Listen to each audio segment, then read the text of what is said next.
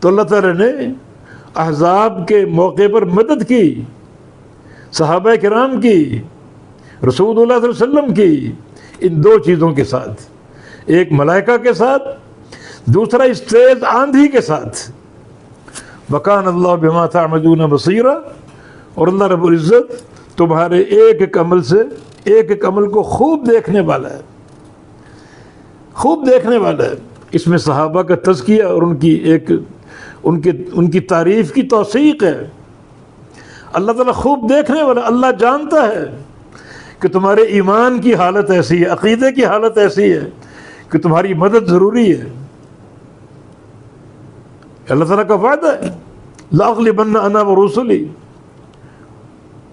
غلبہ تمہارے لیے، لیکن تم غلبے کے قابل بناؤ اپنے آپ کو۔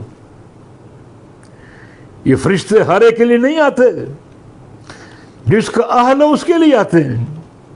جیسے علامہ اقبال کا شعر ہے، فضائے بدر پیدا کر، فرشتے تیری نصرت کو اتر آئیں گے گردوں سے، قطار اندر قطار اب بھی۔ کہ اپنے اندر وہ عقیدہ پیدا کرو، وہ اخلاق پیدا کرو، وہ عمل پیدا کرو جو بدری صحابہ کا تھا۔ اللہ تعالیٰ نے ان کی مدد ملائکہ کے ساتھ کی، 5000 فرشتے بھیج دیے۔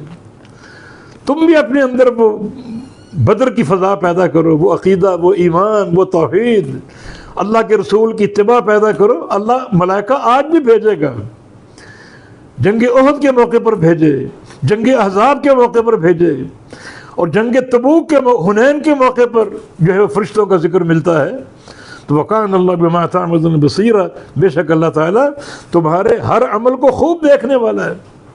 تو اللہ نے دیکھا تم مدد کے قابل ہو، نصرت کے مستحق ہو، تو اللہ تعالیٰ نے 2 لشکروں کے ذریعے مدد کی، ایک آندھی کے ذریعے، دوسرا ملائکہ کے ذریعے۔